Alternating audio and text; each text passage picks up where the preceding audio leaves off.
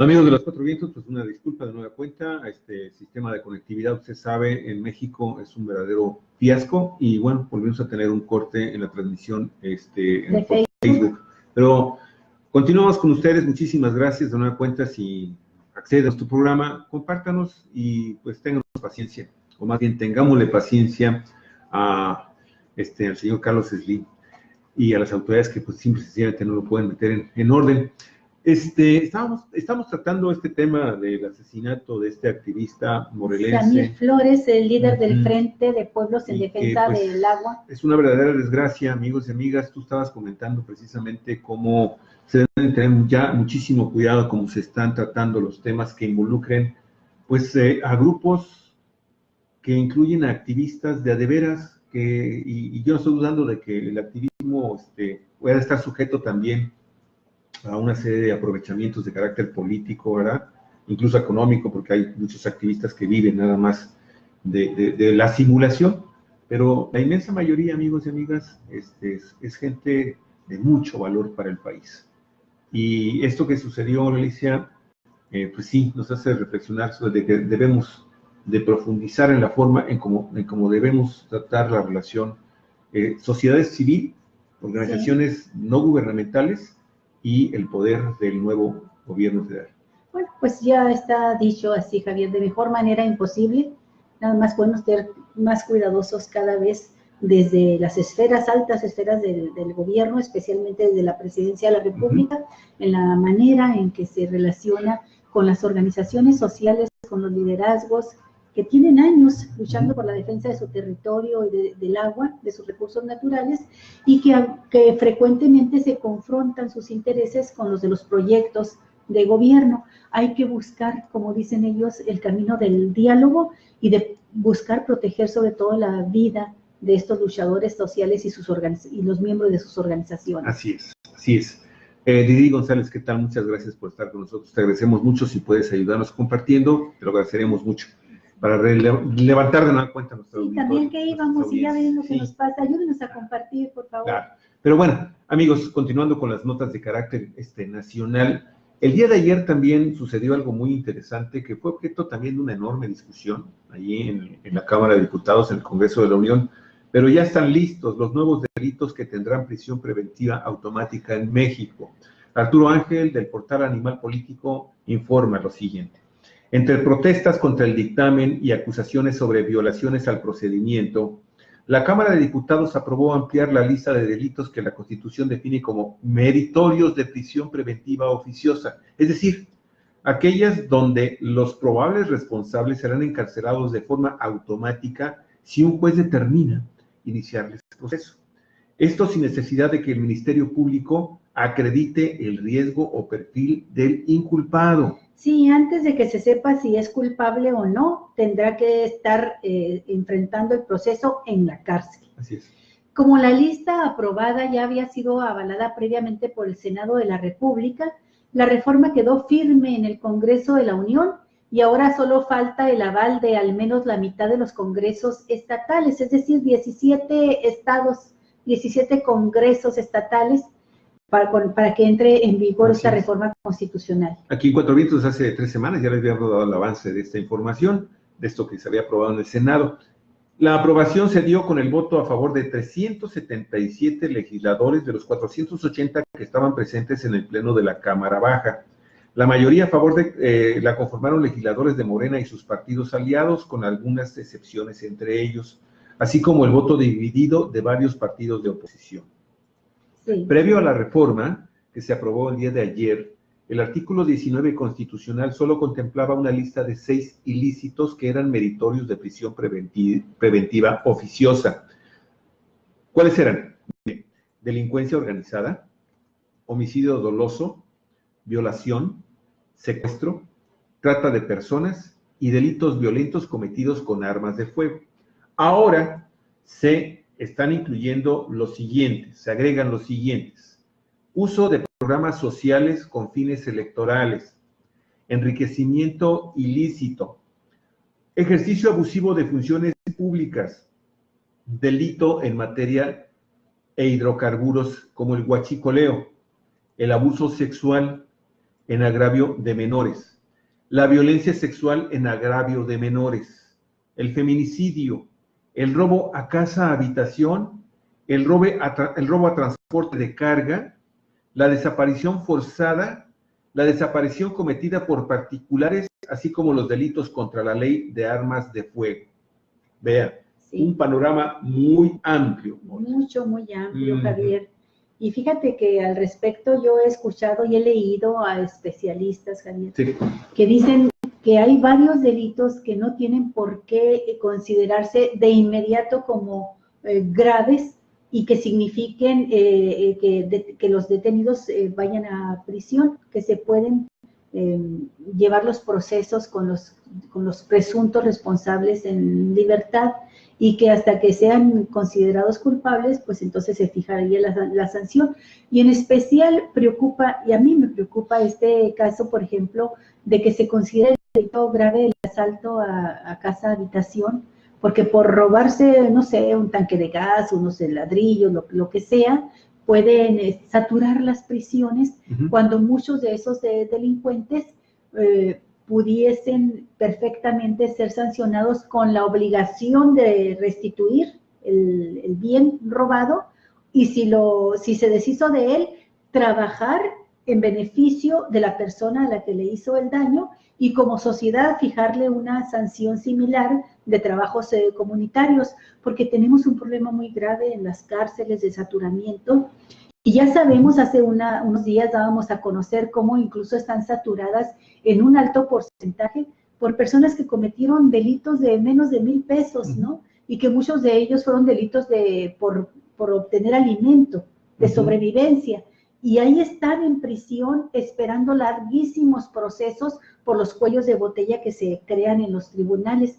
Entonces, hay otros que a mí me da muchísimo gusto, que son fundamentalmente los que propuso el propio presidente Andrés Manuel López Obrador, que son la corrupción, los casos de corrupción, los fraudes electorales, los delitos electorales, que sí se consideren como delitos graves, ¿no? Sí. ¿Sí? Fíjate que yo solamente quiero hacer este comentario y quizás ir de nueva cuenta al mundo de lo ideal que se estrella con la realidad, y más la realidad de este país. Porque tienen mucha razón también las organizaciones no gubernamentales y las organizaciones internacionales defensoras de derechos humanos, entre ellos la misma Oficina del Alto Comisionado de Derechos Humanos de la Organización de Naciones Unidas, cuando afirman que el Estado mexicano, en lugar de estar ampliando el número de delitos que tienen que entrar a esta prisión preventiva oficiosa, se debería de trabajar en programas que precisamente combatieran en su raíz, ¿sí? En su raíz este tipo de delitos. Lo cierto, y uno quisiera vivir en ese mundo ideal, y créanme, yo me quito muchas veces el sombrero ante estos especialistas, aunque a Andrés Manuel López Obrador a veces no le gustan los especialistas, pero es gente que se ha dedicado toda su vida al estudio de un caso o de unos temas en particular. Pero el problema grave que tenemos en nuestro país es precisamente esta enorme facilidad que tenemos los mexicanos en todos los niveles, empezando obviamente desde los niveles de gobierno y de las más altas esferas del gobierno, ¿sí?, para cometer actos de corrupción. Y esto, desafortunadamente, pues nos rompe el escenario idílico de cómo deberíamos de conducirnos en esta sociedad. Yo no quiero renunciar a esa quimera, yo no quiero renunciar a esa utopía. Sin embargo, reconozco que mientras nos damos en México mejores gobiernos que motiven a una sociedad a superarse a nivel educativo, cultural, ¿sí?, que tengamos mejores valores, principios, ¿sí?, podríamos entonces vivir en este mundo al que todos deseamos, en el que todos deseamos participar. Pero lo cierto es que sí se tiene que, en un momento determinado, por cómo está el país, no lo justifico, pero desafortunadamente así es.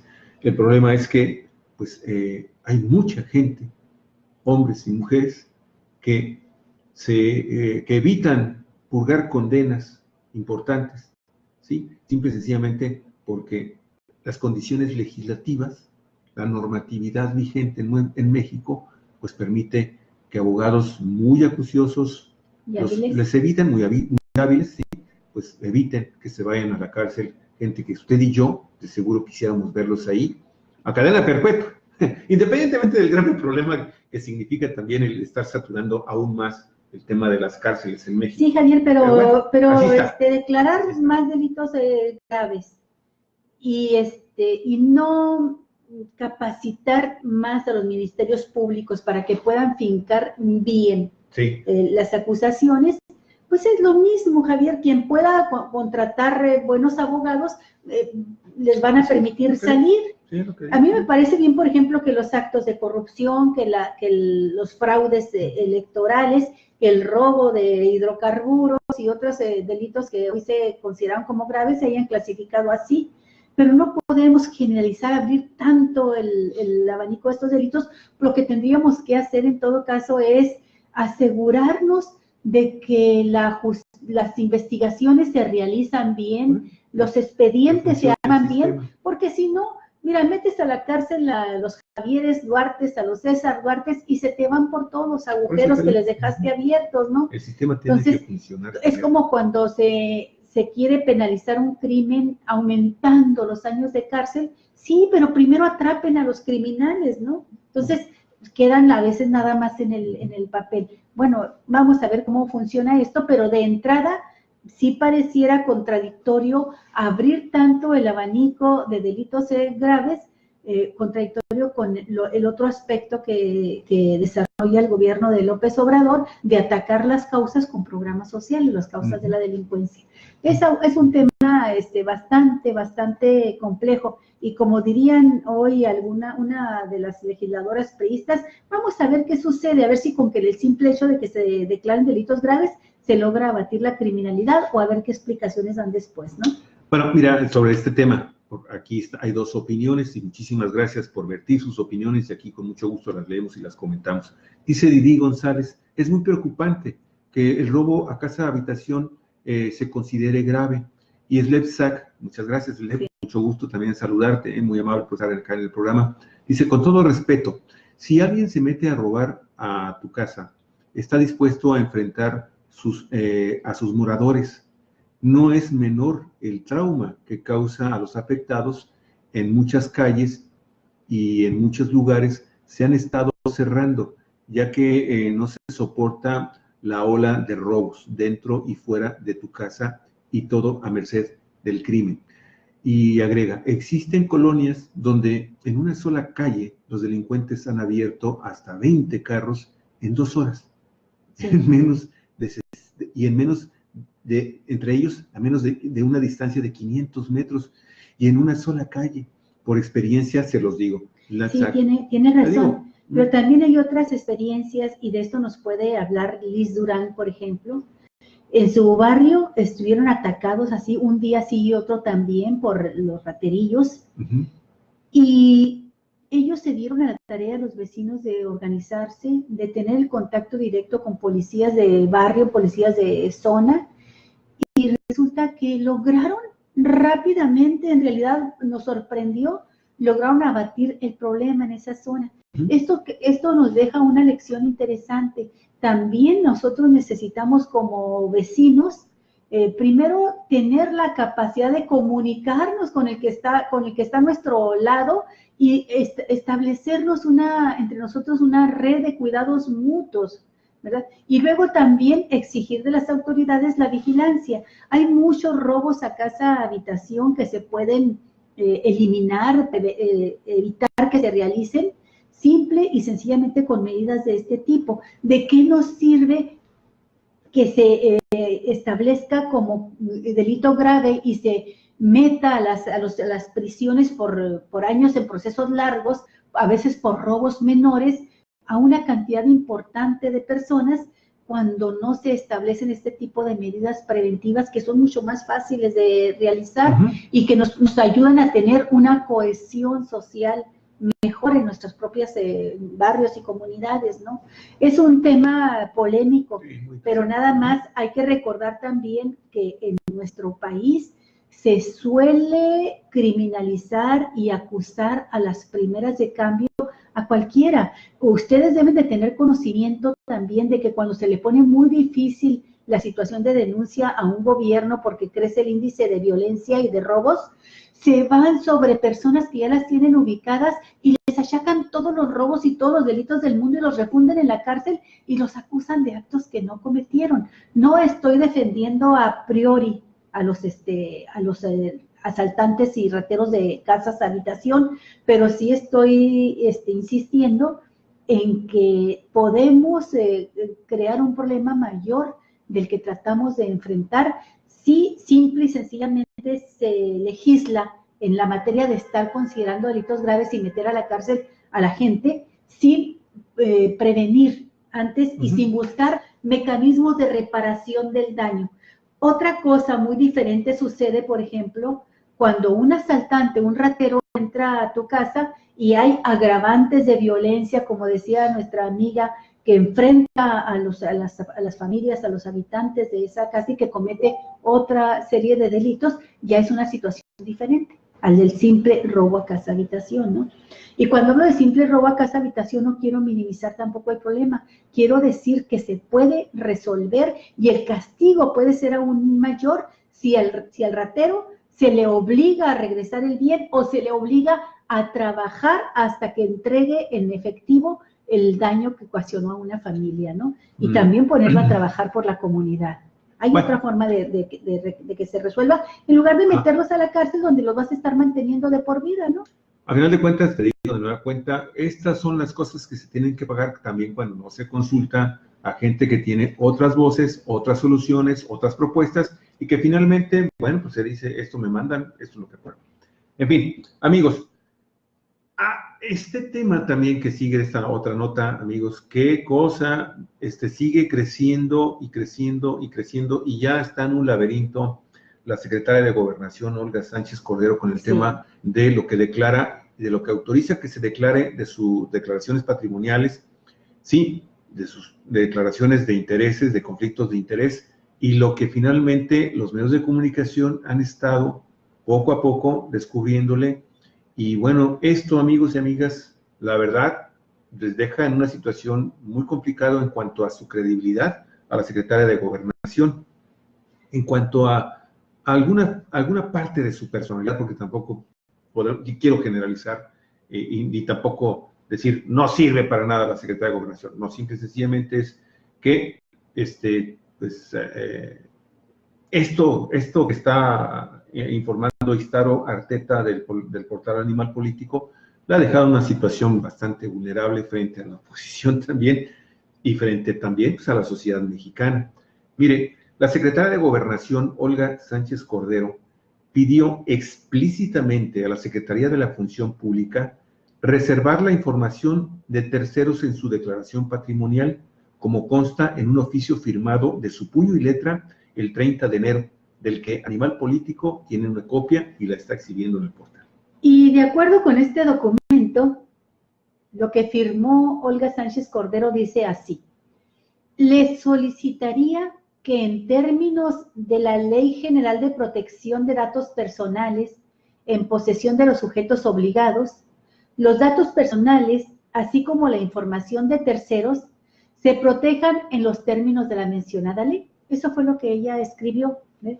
Y dice el documento que le envió a Fernando Martínez García, director de Responsabilidades y Situación Patrimonial de la Secretaría de la Función Pública. Eso fue, ¿qué significa esto que escribió? Pero bueno, mire, una semana después de que mandó explícitamente esta petición, la secretaria señaló al mismo funcionario como el responsable, a Fernando Martínez García, como el responsable de ocultar un departamento que posee en copropiedad con su marido en Houston, en Estados Unidos, que fue revelado por el periódico Reforma y que originalmente solamente se le acreditaba a ella, ¿sí? Después, cuando el periódico Reforma saca esta primera información de este departamento en Houston, Olga Sánchez tuvo que salir a decir, es que la tengo en copropiedad. Y yo no dije que no la incluyeran. Mencionó ahí, insinuó quiénes eran, y bueno, amigos y amigas, esta situación se le ha venido como bola de nieve. Dice, dijo en aquel momento Olga Sánchez, que aclare las razones por las cuales se reservó esta información, refiriéndose, sin citarlo por su nombre, a Fernando Martínez García, siendo que yo di la instrucción de que se publicara. Así lo dijo en una conferencia de prensa mañanera el día 6 de febrero en Palacio Nacional. Pero el oficio, ahora el poder ya de Animal Político, muestra que pidió protección a la información de otras personas con las que tiene copropiedades. Bueno, pues con esto se aclara que la responsabilidad fue realmente de ella. No incurrió en sí en un delito porque la ley está así. Está así, son de las cosas que ha estado mencionando López Obrador, ¿no? Bueno, se crea una ley, se dejan abiertas salidas para que no se cumpla a totalidad. A eso que dice López Obrador, algunos abogados y especialistas dicen, no es que se dejen salidas, es que se protegen los datos personales de terceros. En este caso, ¿quién es el tercero? Pues el esposo de Olga Sánchez Cordero. ¿Por qué? Pues porque esa propiedad fue comprada en copropiedad. Así es. Sí. Y la ley no obliga a que el cónyuge que no es funcionario público tenga que hacer pública su declaración de bienes. Entonces, y sí le permite, en este caso a Olga Sánchez Cordero, pedir, ¿verdad?, que no se revele la información de un tercero que en realidad es su segundo. Sí. Sí. Aquí lo cierto, Galicia, es que eso media naranja. Quien puso a sufrir a sus funcionarios, a sus colaboradores, fue Andrés Manuel López Obrador cuando les dijo, tienen que declarar todo, tienen que transparentar todo, y si no lo transparentan, van a salir del gobierno, de mi gobierno. Sí. Esa fue incluso les puso el momento un de ruptura. Ahí fue donde puso a parir, ahí vino el parto de los montes, Galicia, sí. Porque entonces obligó moralmente a sus principales colaboradores a que expresaran públicamente qué es lo que tienen. Sí, y hay que decir así también con todas las letras. Lo cierto es que Andrés Manuel López Obrador se ha comprometido y ha comprometido a todo su gobierno a hacer algo que la ley no les obliga, a ir más allá de lo que la ley dice, y es de transparentar y publicar de manera total los bienes, el patrimonio que se tiene, aún aquellos que se tiene en copropiedad con los esposos o con terceras personas. Y esto lo ha dicho así, es importante porque es un compromiso nuestro de la máxima transparencia y la máxima información. Entonces se está haciendo porque una ministra, exministra de la Suprema Corte de la Justicia, que además siempre ha tenido buenos ingresos, y su esposo también, ha sido notario público, bueno, el bien que le encontraron es un departamento de 11 millones de pesos en Estados Unidos, y no es nada comparado con los ingresos que tiene y con la Casa Blanca, por ejemplo, de Peña Nieto, ¿no? Pero lo cierto es que ella tampoco violó la ley, pero no cumplió a cabalidad lo que les pidió López Obrador, y luego trató de responsabilizar a otro funcionario. Sí, por eso le filtran la información a Animal Político, le dicen, miren cómo estuvo. Ahí está. Pero no hay aquí un acto de ilegalidad. Lo que hay es de un incumplimiento en su totalidad, moral y de congruencia. Incompleto, ¿verdad? El cumplimiento al que los obligó Andrés Manuel López Obrador, ¿no? Así es. Bueno, sigue calentito el tema de los delitos reclasificados, ¿eh? Sí. Fíjate que Didi González dice, así es mejor la organización entre vecinos y pedir más vigilancia que considerarse grave. De nueva cuenta, yo hace rato lo decía, desafortunadamente nuestras realidades gubernamentales y también como sociedad, pues dejan mucho que desear, y por eso es que se tienen que tomar este tipo de medidas que les digo, de las cuales yo no estoy de acuerdo, pero bueno, pues ni modo, así se está. Este es el tema de la realidad que vivimos en el país. También dice Alma Araceli Piña. Gracias, Alma, muy amable por estar acá, y te mandamos un afectuoso saludo. O pueden lastimar, y más aún a los moradores. Tu casa es donde te sientes seguro, tu refugio.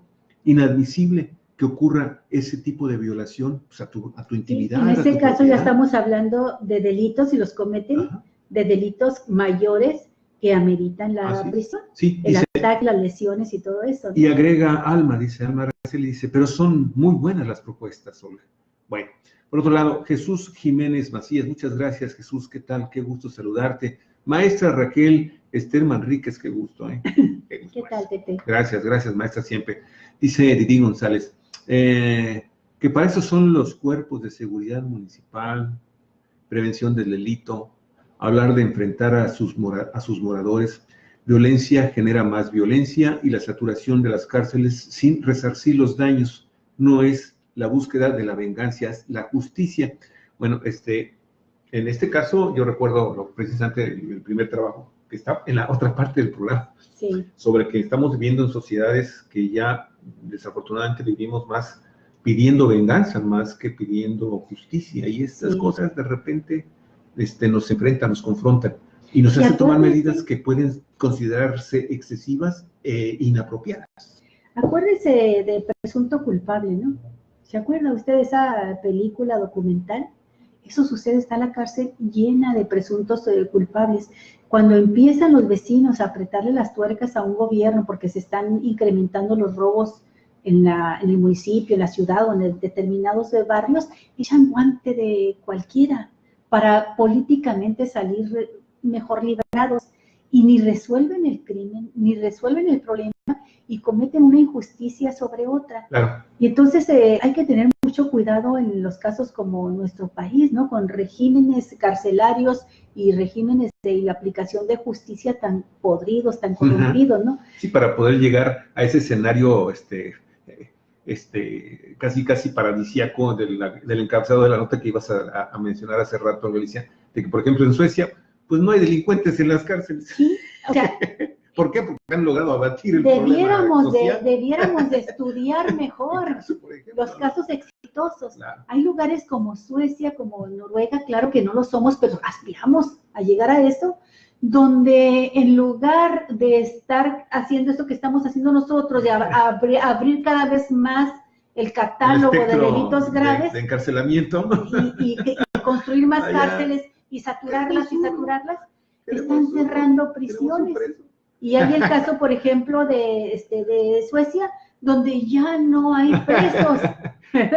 No hay cárceles porque ya no hay personas que vayan a dar a prisión. Entonces ya ves cómo sí se puede lograr. La utopía puede alcanzarse. Así, exactamente. Qué bueno que me lo recordaste porque a mí se me pasó. Sí, lo alcancé a ver de reojo. Oye, pero bueno, hace rato yo mencionaba que en este país también lo que necesitamos es congruencia. Sí. Es fundamental ser congruentes a la clase política en este país, amigos y amigas. Si de algo adolece es precisamente de congruencia.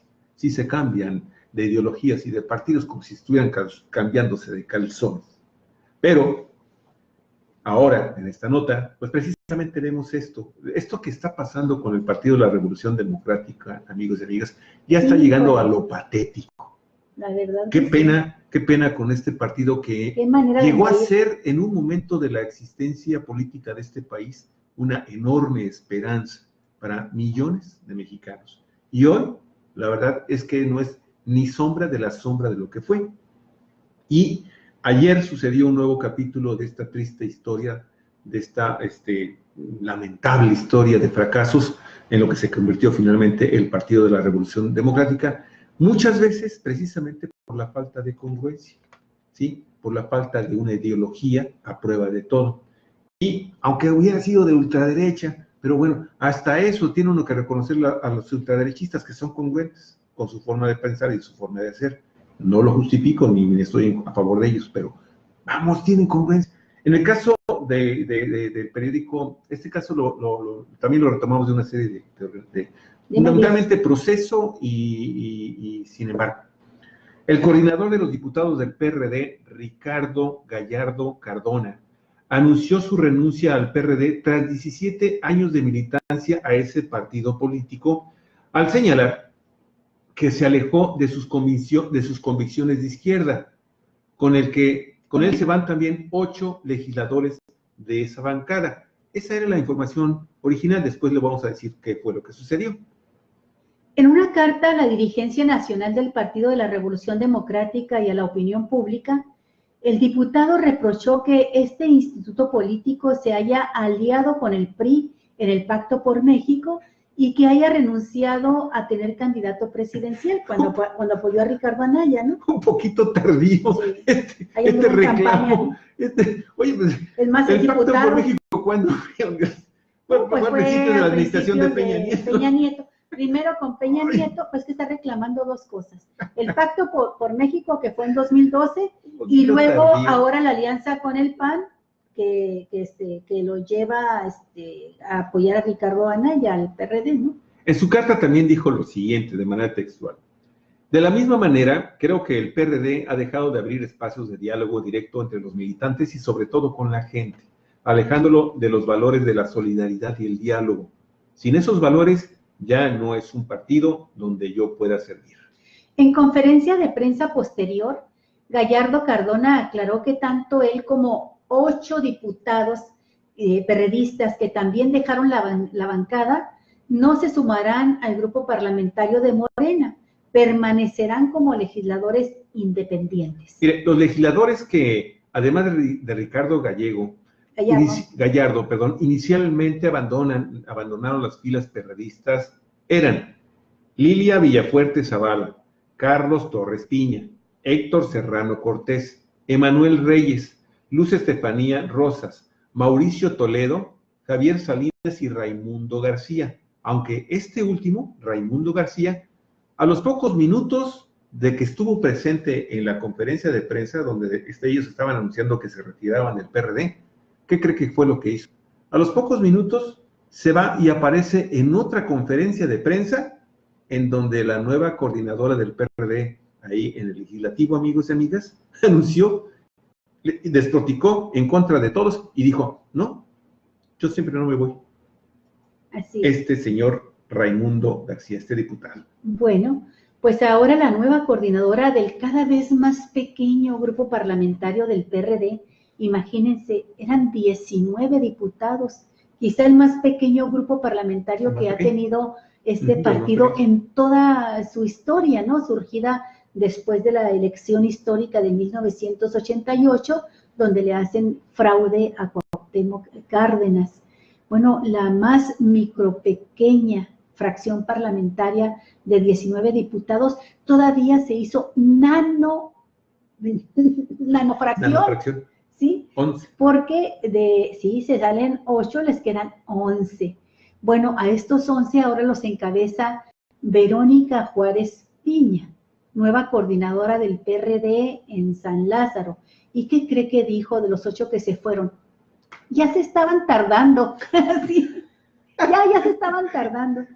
A su vez, Ángel Ávila, integrante de la dirigencia nacional colegiada del PRD, dijo que Morena solo quiere sus votos y acusó, son acuerdos en lo oscurito y debajo de la mesa. Agregó, ellos les serán funcionales y necesarios a Morena, porque falta discutir la reforma educativa, la consulta popular y la revocación de mandato, en donde hay fracciones como el PRD que no queremos que Andrés Manuel López Obrador aparezca en la boleta de consulta popular. Sí, están en contra del referéndum por completo, ¿no? ¿Cómo se le llama? Revocación del mandato. La revocación del mandato, sí.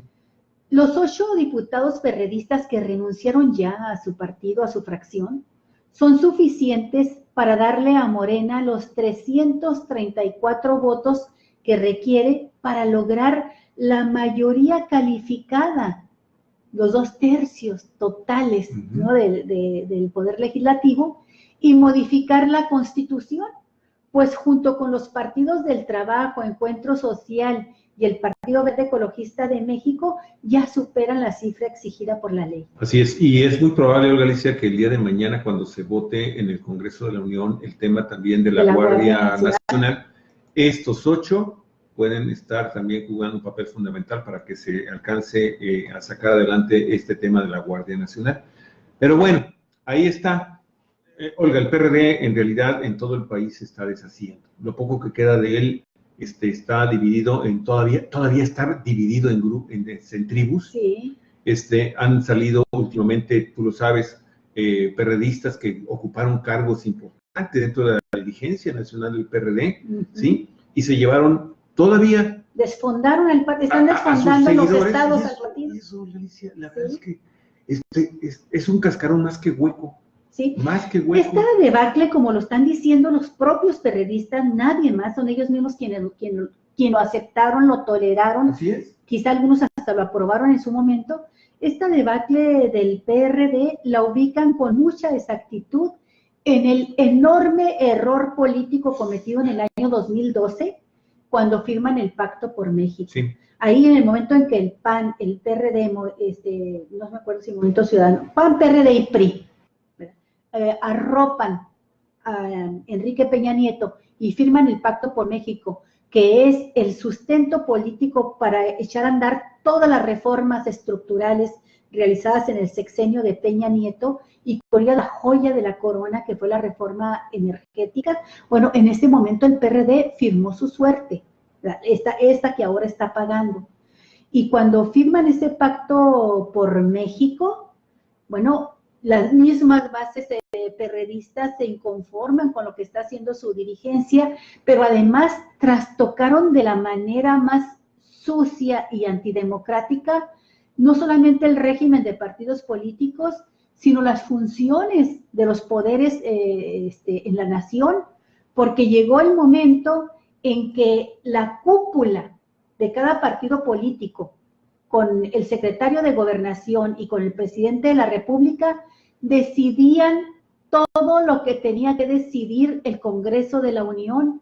En su momento, el propio Manlio Fabio Beltrones del PRI, y no se diga los demás diputados de oposición, le estuvieron reprochando a los dirigentes de su partido que se habían convertido ellos en el poder legislativo, porque al Congreso nada más le llegaba la orden de cómo debían de votar, porque ya por ahí en esa cúpula el dirigente de cada partido pactado se ponía de acuerdo con el presidente y ahí cocinaban las reformas para las cuales los diputados del PAN, del PRI y del PRD nomás levantaban la mano. Los únicos que votaban en contra eran los que en aquel tiempo todavía no existía el PRD, pero se definían como obradoristas y pues era una fuerza absolutamente minoritaria.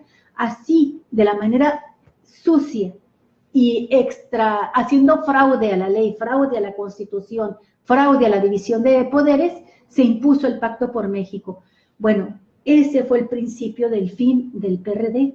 El siguiente paso que los hunde es cuando el PRD decide empezar a aliarse con el PAN en elecciones en diferentes estados. En ese momento se marca una división muy grande interna todavía con Andrés Manuel López Obrador, que estaba en contra de esas alianzas. Siempre dijo, no habrá alianzas nunca ni con el PRI ni con el PAN. Y el PRD lo empezó a hacer. Y ya la losa que cayó sobre esa tumba fue cuando en las elecciones del Estado de México, un año antes de las elecciones presidenciales del 2018, en una competencia muy reñida con la maestra Delfina Gómez como candidata de Morena, y que estaba a unos puntos de ganarle a Alfredo del Mazo, candidato del PRI, López Obrador le pide al PRD, al PT y al Movimiento Ciudadano que cada uno de ellos decline en sus candidaturas, que se sumen a la maestra Delfina Gómez para poder ganarle el Estado de México al PRI. Y le contestan haciéndole cuernos. Si usted ve las fotografías en YouTube, se va a encontrar ahora ahí Alejandra Barrales, que ya no sabemos ni dónde anda, desapareció del mapa, y se va a encontrar al que era el candidato a gobernador por el PRD, contestándole así a López Obrador. Entonces López Obrador les dice, si no hay alianza ahorita con la maestra Delfina Gómez para que triunfe y sea la gobernadora del Estado de México, no habrá alianza en 2018. Y le volvieron a hacer así. Y esa fue la tumba, Javier. Porque el único que no hizo así y sí aceptó declinar, aunque tenía muy poquitos votos, fue el PT. Con el PT hubo alianza ahora en el 2018. Con el PRD y con Movimiento Ciudadano no se da porque no quisieron declinar sus respectivas candidaturas en el Estado de México. Y de ahí viene ya la sentencia de muerte para el PRD, y viene un coraje y un odio creciente de los perredistas que se quedan con el PRD en contra de Andrés Manuel López Obrador. Lo acusan de la suerte que están viviendo, ¿no? Pero esa suerte la marcaron las tribus internas, Sí, claro, los nach, ¿cómo se llaman? Los chuchos, como le llamaban a los que controlaban, los chuchos que controlaban Jesús Ortega y Jesús Zambrano, los dos chuchos, que son líderes máximos de esa corriente, que llevó a la debacle al PRD, ¿no? Y esto que tú estás narrando, Galicia, bueno, en el caso específico de Baja California, pues se vivió igual. Aquí el PRD, que fue triunfante cuando Cuauhtémoc Cárdenas se postuló a la presidencia de la República y que llevó al PRD aquí en Baja California al triunfo a Cuauhtémoc Cárdenas, se fue deslavando y el inicio de su crisis fue en aquella elección donde se reúne con el Partido de Acción Nacional, ¿sí?, en donde les prometen importantes cargos dentro de la administración estatal. Un disque co-gobierno. Con Osuna Millán, y pues no les dan absolutamente nada, los traicionan, y desde ahí no ha podido levantar cabeza al grado tal de que, bueno, pues ahora, en este proceso electoral 2019, pues se unen con un candidato que para muchos es impresentable. ¿También se unieron con Rico Vega? Sí, también, sí, claro, pero ahora van a apostar. Ahora van con como prácticamente su carta fuerte para poderse sostener en su registro aquí en Baja California, con el teniente coronel Leizaola, que usted sabe, si usted está pendiente de nuestros programas y de nuestros contenidos en cuatrovientos.net y en nuestras redes sociales, pues tiene una historia de como presunto violador de derechos humanos, torturador de gente aquí en el estado de Baja California, en Chihuahua, y pues para muchos es impresentable, pero bueno, ahí está el PRD como único partido ya en este momento que presta sus siglas al teniente coronel, pues para que vaya en busca de la presidencia municipal de Tijuana, la joya de la corona, como dicen en esta elección 2019 en Baja California. Pero bueno, Galicia, hay un dato, amigos, que queremos compartir con ustedes muy, muy interesante. Nada más déjame ver porque aquí nos están mandando un comentario. Creo que la caída del partido fue a partir del 2006 cuando empezaron a hablar de izquierdas moderadas y radicales. Bueno, ahí tienes razón, porque ahí empezó, no se hacía pública, pero empezó una diferencia. Cuando se da lo que Andrés Manuel y sus seguidores dentro todavía del PRD afirman que es un fraude electoral con Felipe Calderón, así es. Una corriente muy importante del perredismo de los chuchos, no lo hacían público porque no querían enfrentarse Andrés Manuel López Obrador, pero sí desde el 2006 empezaron a diferenciarse y a traicionar, ¿no? Así es. A traicionar. Entonces, sí, ahí empezó una ruptura importante. Bueno, amigos, esta nota de Sin embargo también es muy, muy interesante. Nos rompe un poquito la dinámica de los temas que estábamos tratando con ustedes hasta el momento, y sin embargo, nos hace recordar y nos revela la parte de un estudio que realiza una fundación internacional que se llama, en español se llama Mercados Cambiantes, ¿sí? Y esta organización, pues, encontró en su investigación en México que el 93% de las harinas para tortilla y pan que se consumen en México, simple y sencillamente, no cumplen con los requerimientos nutricionales, a pesar de estar etiquetadas como fortificadas con micronutrientes. Esto es grave, ¿sabe por qué? Porque se encontró que incluso las harinas que se están incluyendo en las canastas básicas que se venden en las tiendas de la DICONSA o del DIF, del Sistema para el Desarrollo Integral de la Familia, amigos y amigas, en toda la República Mexicana, están dentro de esta categoría. ¿Qué es lo que estamos comiendo? No sirven porque no tienen nutrientes. 93% de tortillas y pan. Sí, ya esto es grave. Además, lo caro que está el pan. Sí. Y lo estás pagando y no te alimenta, no te alimenta. En el informe Al Grano, así se llama el informe, ¿qué marcas de harina incumplen con la normativa de fortificación mexicana? que contiene el análisis del contenido, así sí, es todo el nombre completo. completo, el nombre completo del estudio. Bueno, lo repito, ¿no? Se llama el estudio y es el informe que se presenta al grano. ¿Qué marcas de harinas incumplen con la normativa de fortificación mexicana? Bueno, este informe contiene el análisis del contenido nutricional de 343 muestras de 61 productos diferentes de harinas de trigo y de maíz, realizado en instalaciones acreditadas de los laboratorios Fermi de la Ciudad de México, y ahí se destacó el gran fracaso del programa de fortificación de harinas en México. Otro fraude más en la nación. Otro enorme fraude en la nación. Mire, el informe arrojó deficiencias en productos de harina de maíz que se comercializan en el Sistema para el Desarrollo Integral de la Familia, en Chiapas, y también del DICONSA. También se observaron claras infracciones en 14 muestras de productos de las marcas mexicanas Minsa, La Perla, 3 Estrellas y Hoja de Plata, y de las marcas importadas Bob's Red Mill, LE5 Stagioni. Híjole, Minsa, la más conocida, la más consumida.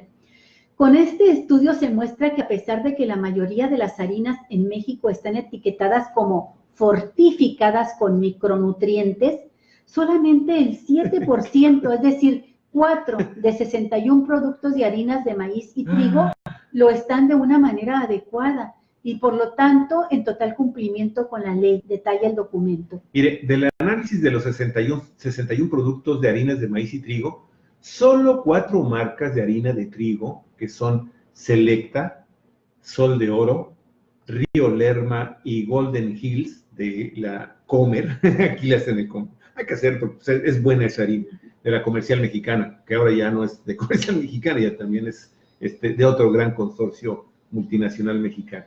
Resultaron estar fortificados adecuadamente, es decir, cumplen claramente con los niveles necesarios de hierro y zinc. Además, utilizan fuentes de buena absorción. De acuerdo con la calificación que se le dio a cada producto o marca por su cumplimiento con la legislación para una correcta fortificación de nutrientes, siendo 10 la calificación más alta y 0 la más baja o nula, estos 4 productos recibieron un 10. Así que, pues hay que buscar estos productos buenos, ¿no? Repítelos, Javier. Así es. Mire, es tan sencillo como las marcas Selecta, Sol de Oro, Río Lerma y Golden Hills. Golden Hills son las que pasaron.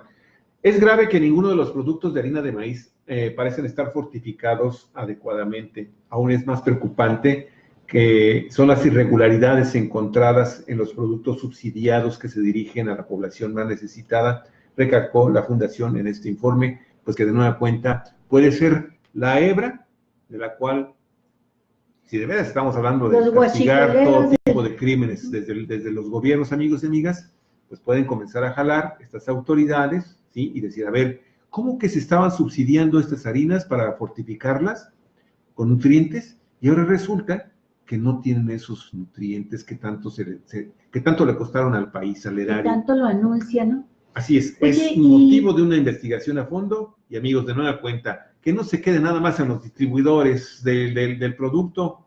Hay que ver qué fabricantes, pero hay que ver qué solicitantes fueron los que están interviniendo en este gravísimo delito, porque, amigos y amigas, atenta contra la nutrición del pueblo mexicano y de los más pobres, como decimos. Bueno, creo que no incluiste, y lo voy a mencionar rápidamente, Javier, porque es el momento a propósito.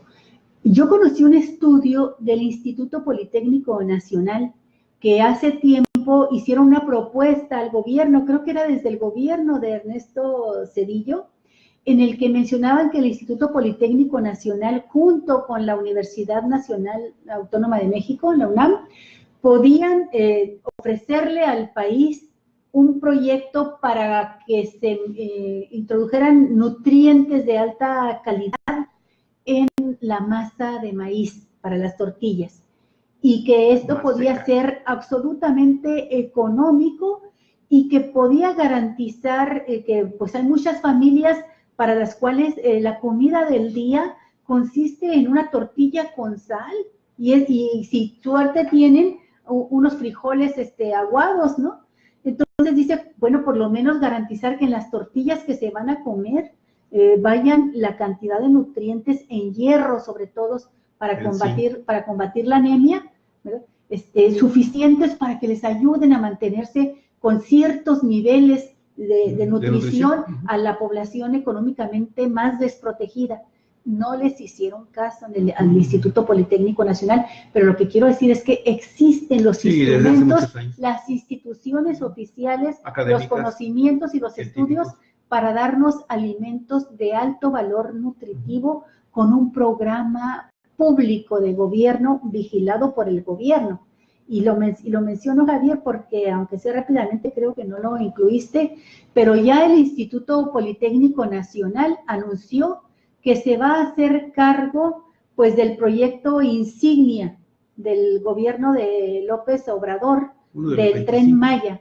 Pues es el proyecto insignia, no tiene un proyecto más grande, son 120, 180 mil millones. Pero el aeropuerto queda más pequeño, o sea, no es el aeropuerto que sí. Bueno, en fin, el Tren Maya, ¿verdad? El Instituto Politécnico Nacional firmó un contrato ya con el gobierno de López Obrador para encargarse ellos en conjunto con varios especialistas de otras instituciones académicas, pero ellos como responsables primeros, de hacer los estudios de factibilidad y el manifiesto de impacto ambiental de esta obra tan importante que de realizarse será el Tren Maya.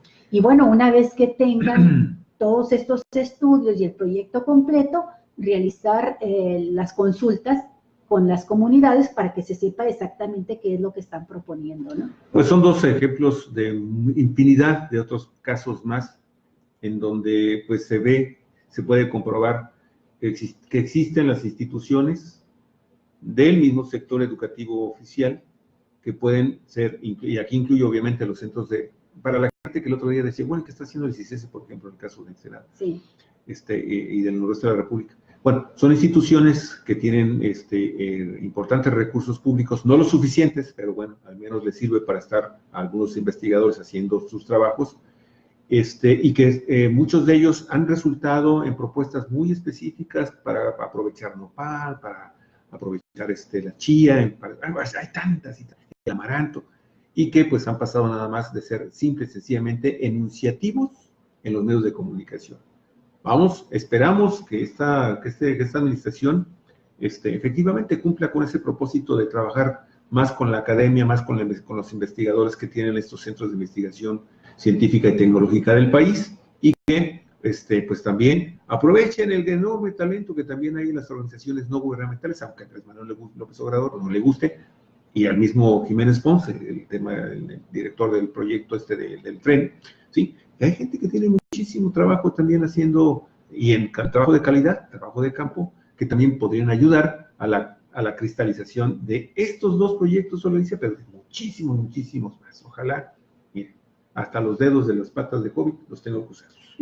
Bien, oye, hay que apurarnos hoy, hacer una preselección porque ya son las 12 con 6 minutos. Pues mira, rápidamente, así nada más para mencionarlo, acaban de presentar una nueva denuncia de carácter penal ante la Fiscalía General de la República, los senadores del partido Movimiento Ciudadano en contra de Carlos Romero de Champs, amigos y amigas, ¿sí? El dirigente petrolero que lo están identificando con 11 delitos y ya lo están calificando en movimiento social como el padrino del huachicol.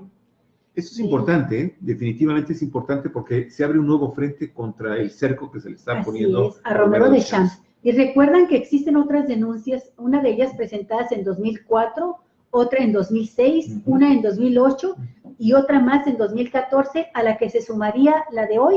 Así es que se le cierra el cerco a Romero de Champs y hacen un llamado al presidente de la República, pues a que se emprenda esta investigación y que se lleve a la cárcel a Romero de Champs, este líder corruptísimo de los petroleros. Lo están acusando también de venta de plazas, peculado, de un montón de cosas, y esto obviamente se junta a esto que sucedió el pasado 6 de febrero, en que miembros del sindicato petrolero acudieron a la subprocuraduría especializada en investigaciones de delincuencia organizada para ratificar sus denuncias de carácter penal en contra de este líder petrolero. Ok, te propongo que este tema, el que sigue, el 8, lo dejemos para verlo con Rebeca el viernes. Está muy interesante. Está muy bueno. El tema de lo que está sucediendo en el Congreso, nada más para anunciarlo, el Congreso del Estado con el tema del aborto. ¿Qué cosas sucedieron ayer ahí en el Congreso del Estado? Sí, el viernes próximo vamos a tener un programa especial con Rebeca Vega para hablar de las estancias infantiles que se nos quedó pendiente desde la semana pasada, y agregamos este tema del aborto, que el Congreso local pues está pidiéndole al Congreso de la Unión y a los congresos de los estados que se penalice todo tipo de aborto por las causas que sean, ¿no? Así es. Y bueno, Osvaldo, Osvaldo Medina, escucha esta información porque la verdad te va a poner los cabellos de punta. La Jornada, Baja California y el periódico Reforma. El gobernador de Baja California, ya en notas de carácter regional, Francisco Vega de la Madrid, dijo que está muy preocupado por la posibilidad de que se realice un plebiscito respecto a la instalación y operación de la planta cervecera Constellation Brands en Mexicali. Esa misma preocupación, y es que no nada más se va a realizar en Mexicali, se va a aplicar en todo el estado de Baja California. Sí, pero es la instalación en Mexicali. Esa misma preocupación tiene el sector empresarial, pues ya se lo empiezan a manifestar, comentó el mandatario estatal. Francisco Vega dijo que la realización del plebiscito no solo dañaría a Mexicali y al estado, también a la imagen del país entero. Ese plebiscito le está haciendo un daño terrible a Mexicali y terrible al estado, dijo Kiko Vega. Y en su caso dijo que va a ser muy malo para México, para el país, muy malo, aseveró el gobernador emanado del Partido Acción Nacional. De la Madrid mencionó que por eso vemos al sector productivo, a los empresarios muy preocupados, muchos mexicalenses muy preocupados, yo a su vez también, porque no es cierto que no haya agua en el Valle de Mexicali. Sí hay agua en el Valle, claro que hay agua en el Valle. Lo que pasa también es que mucha agua se desperdicia porque los sistemas de riego no están actualizados ni están modernizados. Oye, pues qué bueno que hay mucha agua en el Valle para que nos entreguen agua a Ensenada, donde sí tenemos carencia, espérame, ¿no? ¿Qué tal decían cuando estaban haciendo su iniciativa de ley de privatización del agua? No hay agua en el estado, ¿te acuerdas? Sí. Es que de veras pero es que han estado ocultando la información, y de eso vamos a hablar enseguida. Mire, el gobernador mencionó que la entidad que administra el agua no es el gobierno estatal, sino la Comisión Nacional del Agua, Conagua. Además de que hay que comprarla a los concesionarios que tienen el derecho de uso de riego. Agregó que están en riesgo la generación de empleos y más inversiones futuras para la localidad. Antes de entrar a la segunda parte de esta nota, y sobre esto, amigos y amigas, miren, para empezar, otro funcionario del gobierno del estado que tiene que ver con la Secretaría de Economía dijo también el día de ayer que ya había 4 inversiones que se habían perdido, pero por más que se le intentó sacar cuáles eran esas 4 inversiones, pues no dijo nada, o sea que pura lengua.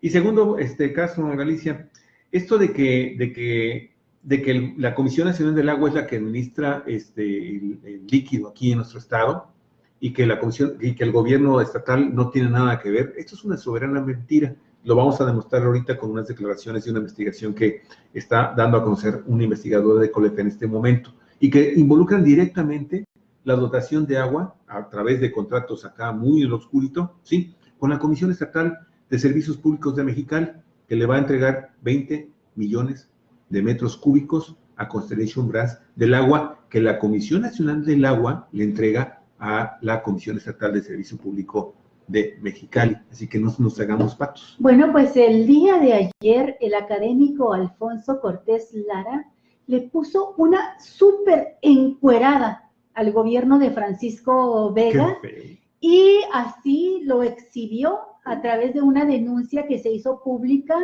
en periódico Reforma, una denuncia a nivel nacional y trascendió las fronteras de México. El diario Reforma publicó que un documento de Constellation Brands enviado a la Secretaría de Protección al Ambiente revela que esta empresa transnacional pidió que el volumen de agua que se pretende usar para su planta en Mexicali fuera confidencial. que no se diera a conocer a nadie, mucho menos a los baja californianos y mucho menos a la gente de Mexicali. Esto lo señaló directamente el académico Alfonso Cortés Lara y con documento en mano.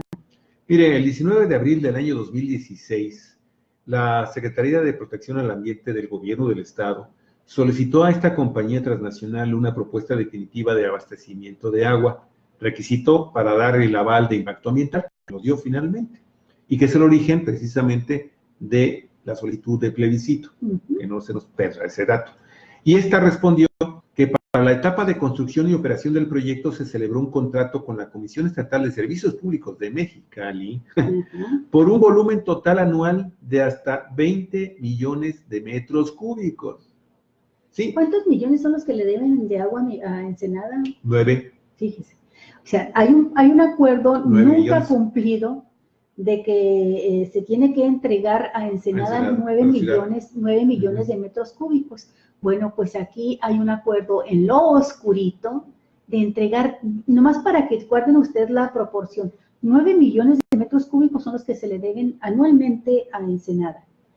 Pero el acuerdo bajo el agua, ahora sí que bajo el agua, que hizo Constellation Brands con el gobierno de Francisco Vega, fue que se le entreguen un volumen total anual de hasta 20 millones, más de 3 veces el agua que debía de recibir Ensenada, ¿no? 20 millones de metros cúbicos, pero que no se diga, que esto sea secreto. Bueno, cada una, fíjese lo que dice el documento, cada una de las partes acuerda que no difundirá a ninguna persona el contenido del presente contrato de suministro de agua, así como de cualquier información que le sea proporcionada por cualquiera de las partes. Esto indica el documento a una copia de respuesta que da, ¿cómo se llama? La Secretaría de Protección al Ambiente. Y fíjate, ayer que estaba, cuando me mandaste esto en la noche, ¿no, Alicia? La liga para ver lo que publicaba Zócalo de las agencias de la Agencia Informativa de Reforma, me dio la tarea porque ese dato de los 20 millones, pues obviamente, tú sabes, ya los conocíamos desde hace muchos años, nosotros, desde hace cuando menos 2 años atrás, y me metí a buscar de los trabajos que teníamos y me salió este trabajo que publicamos en nuestro portal y en la Jornada Baja California, de ese volumen de agua, de estos 20 millones de metros cúbicos que se pidieron por parte de un consorcio del cual jamás, hasta el momento, bueno, la verdad es que dejamos de investigarlo, pero de un consorcio que planteaba aquí para Baja California el proyecto Gateway, que no nada más incluye el procesamiento de la cerveza, la fabricación de la cerveza, sino también productos alimenticios de exportación. Y nunca se nos ha explicado en qué consiste esa segunda parte de este proyecto tan grande y que estaba exigiendo esos 20 millones de metros cúbicos. O sea, con esto quiero decir, Alicia, que el gobierno del Estado, a lo largo de todo este proceso de instalación y de imposición del proyecto Constellation Brands, que no el Gateway, que esa es otra cosa que todavía está pendiente, siempre en un principio hablaron de esos 20 millones. Para eso le entregaron un terrenazo en el Choropo, en el ejido Choropo, allá en Mexicali, ¿sí? A Constellation Brands, para que hiciera todo este megaproyecto. Lo cierto es que cuando comenzó a conocerse esta información, ¿sí? Tanto la empresa como el gobierno del Estado comenzaron a decir, no son 20 millones, nada más son 12. Nada más son 8. Bueno, tú recordarás, Javier, una conversación en la entrevista que tuvimos con la diputada Claudia Gatón. Ella nos decía que los diputados no tenían la información suficiente para poder aprobar estas obras que estaba proponiendo el gobernador Francisco Vega.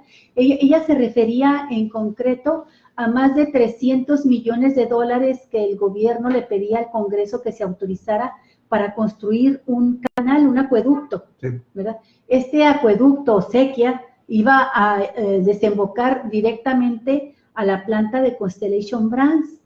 Y lo que Claudia Gatón, diputada del Partido del Trabajo, mencionaba es que hasta donde ella entendía la información, es que por ahí se iban a canalizar a la empresa de Constellation Brands 20 millones de metros cúbicos anuales de agua, pero luego no coincidía esta cifra con las cifras oficiales que se daban de cuánta agua es la que iba realmente a consumir la empresa para fabricar cerveza y venderla en Estados Unidos. Y Claudia Gatón dijo, lo que hay aquí de fondo, y yo creo que tiene razón la diputada, es que se le está entregando este volumen de agua para que la empresa después, como propietaria del agua, ya la maneje con interés privado y la entregue para un proyecto mayor.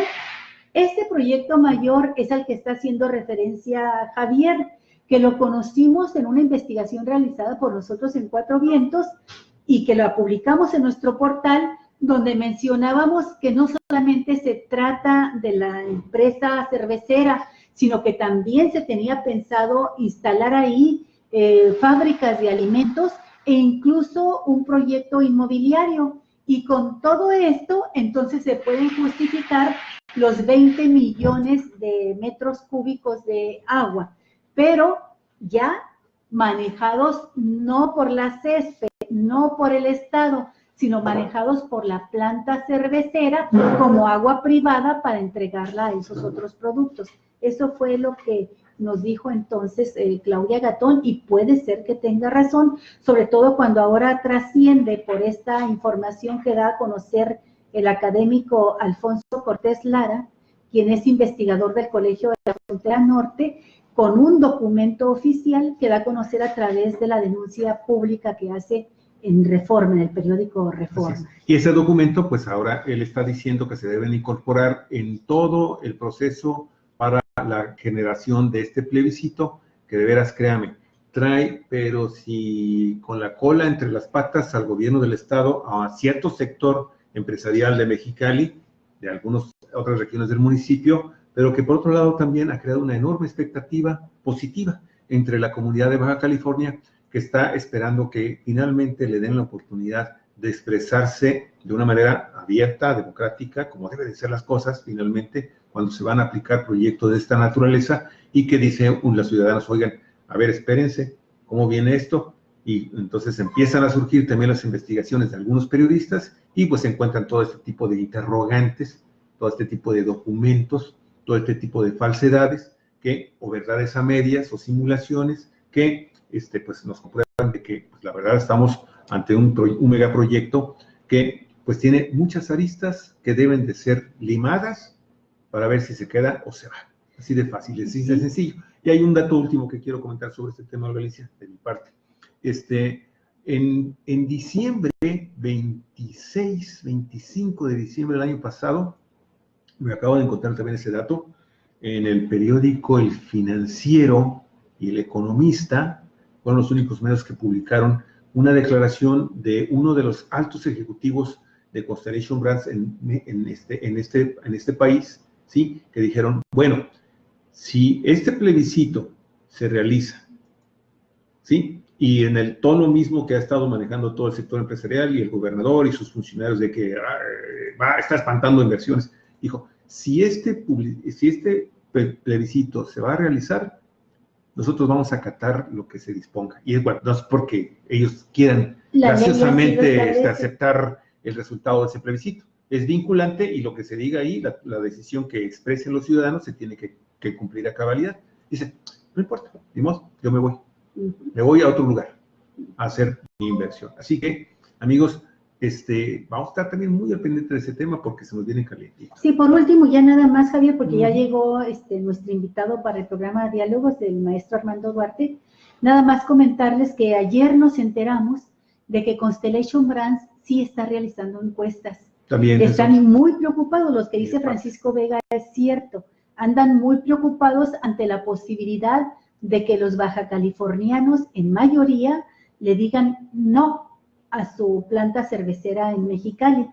Y en las encuestas que realizan, habló una joven conocida nuestra que nos dice que a ella le tocó que le llamaran por teléfono. Primero le llaman y le dicen que si acepta una encuesta que están realizando sobre un proyecto de carácter social.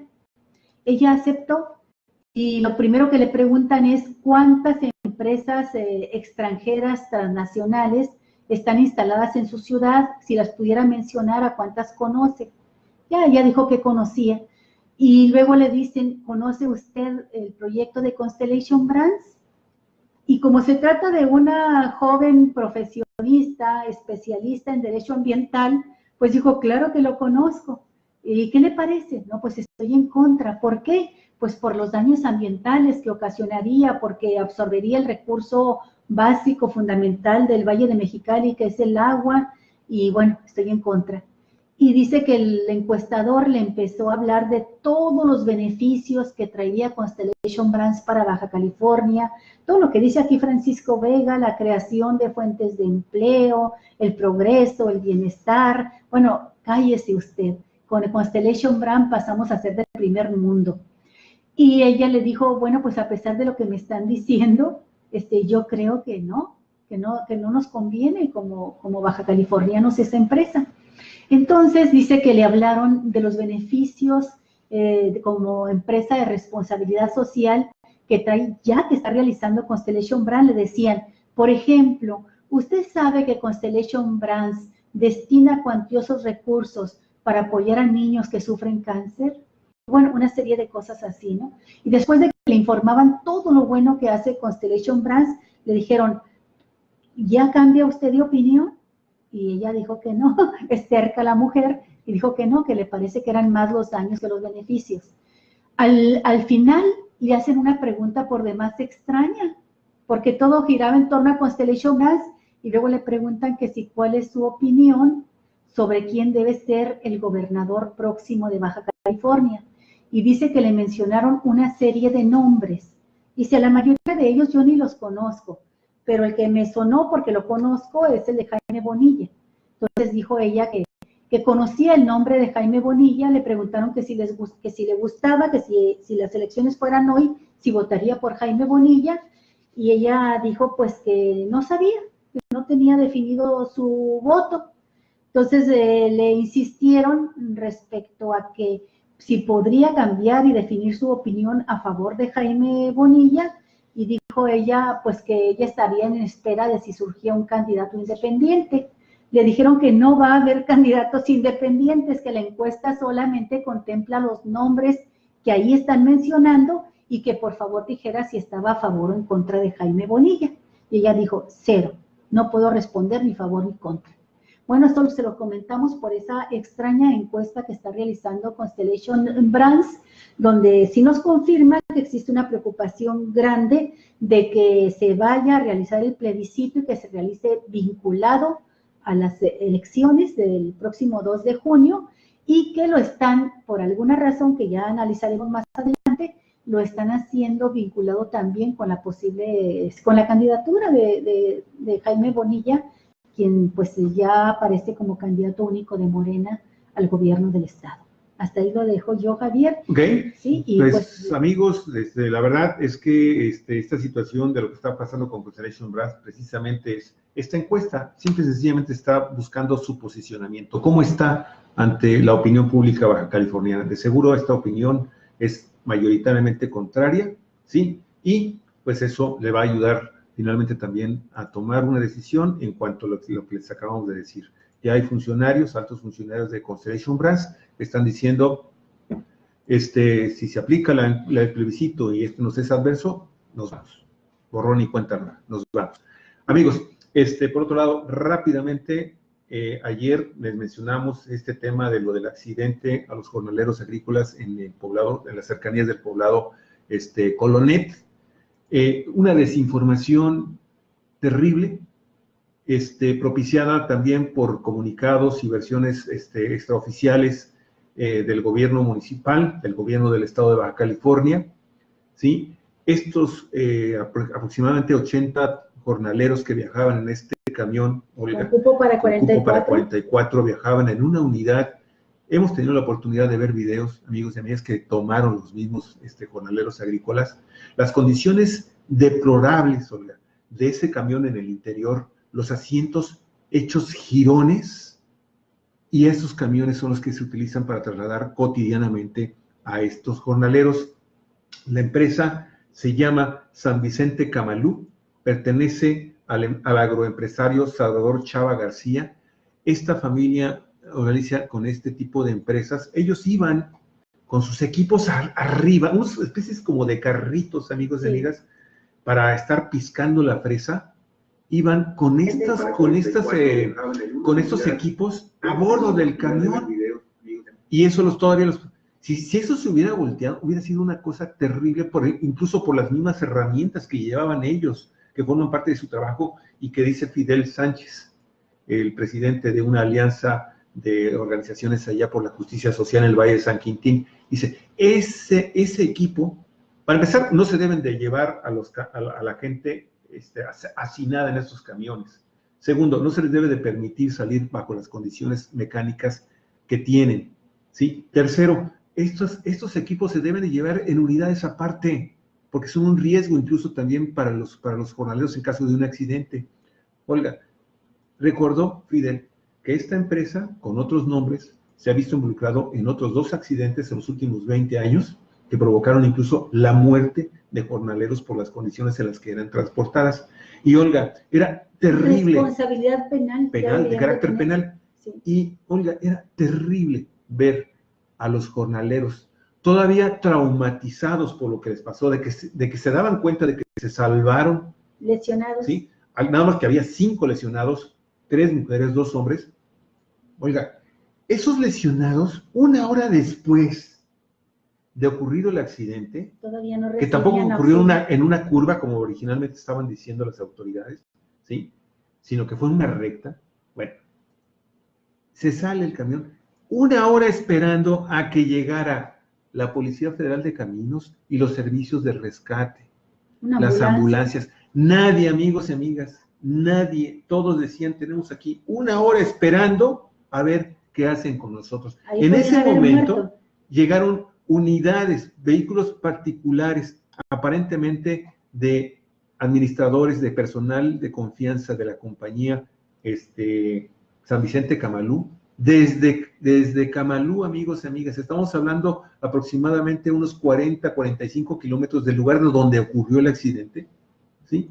Para podérselos llevar en esos vehículos a los trabajadores al Seguro Social, a la clínica 69 y 13, allá en la delegación de Vicente Guerrero.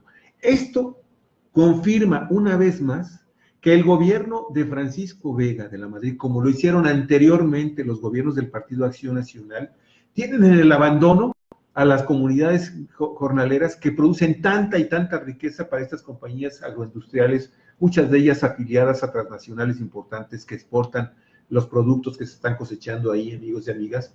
Driscoll, por ejemplo, últimamente, con la siembra de frutillas, entre ellas la fresa, y, por otro lado, la enorme complicidad de la Secretaría del Trabajo y Previsión Social del Gobierno de Baja California para que estos empresarios hagan lo que quieren con los trabajadores jornaleros. No se vale. Y esto sí, la verdad, yo sí quería mencionarlo, Galicia, porque nos vamos con una información inicial, pero hay que profundizar, hay que investigar, y esto es lo que encontramos, amigos, con la gente de este accidente. 1 hora ahí, sentados, impactados psicológicamente de una manera importante, algunos de ellos heridos por lo que sucedió, y no hay ni una patrulla federal de caminos para irlos a auxiliar, a decirles qué se les ofrece. Esto es de veras totalmente inhumano. Y luego hay un comunicado donde dice que llegaron cuerpos de rescate a sacarlos del camión y a prestarles los servicios de primeros auxilios. Mentira también, porque les digo cómo finalmente fueron llevados esos trabajadores y varios de los trabajadores más en vehículos particulares hasta la delegación de Vicente Guerrero. Bueno, total. Pues para seguirse indignando con sí, esto. Y otra cosa que me indigna, Uriel Carmona, fiscal de Morelos, aseguró que el asesinato del activista estaría relacionado con la delincuencia organizada de Galicia y no con conflictos relacionados con su rechazo al gasoducto. Dice, los indicios y el modus operandi de los victimarios apuntan a un tema de una ejecución característica de la delincuencia organizada. Además, tenemos indicios de que hubo un mensaje escrito a una cartulina en relación con temas de ese carácter, comentó el funcionario en entrevista con Ciro Gómez Leiva en su programa matutino Radio Fórmula. Hoy acaban de subir esto y me llena totalmente de indignación. Otra vez, criminalizando, victimizando a Galicia, alguien que pero espérame, Javier. Espérame, no, eso no significa que este líder asesinado lo vinculen con el crimen organizado. Lo que significa, y de manera muy clara, ya se ha denunciado por parte de periodistas que han investigado el tema, es que el crimen organizado está haciendo el trabajo sucio de los inversionistas de megaproyectos en muchos lugares. Entonces, haz de cuenta que las empresas transnacionales están contratando como sicarios a organizaciones del crimen organizado. Okay. Eso se ha detectado. Sí, yo entiendo eso, pero dice este fiscal que no fue tampoco relacionado ese asesinato con su oposición al gasoducto, esos serán los autores materiales, pero el autor intelectual puede estar en otro lado, ¿no? Obviamente. Y bueno, destituyen al juez que en el caso de los porquis de Costa Ora, ¿te acuerdas de Veracruz? Aquel que los exoneró, ¿sí? El juez González Hernadi, que concedió ese amparo a los porquis, ya también fue retirado, finalmente. Y, amigos, pues eso es todo, como decía Porqui. Bueno, pues cuatro vientos, si no se vayan, en unos minutos más, empezamos nuestro programa de diálogos con nuestro querido amigo y colaborador Armando Duarte. Así es, y nos vamos con música porque el tema da para más y para menos. Sigue bien. Hasta luego. Un ratito más. 10 minutos de 4 vientos. Saludos, Alfonso Alámbula. ¿Qué tal? ¿Cómo estás? Alfonso, te alcanzamos a saludar. Quédate, Alfonso. Va a estar muy buena la siguiente. Aquí está ya Armando Duarte. Las elecciones 5 en minutos. Baja California y el proceso en Morena. Así es. Hasta luego.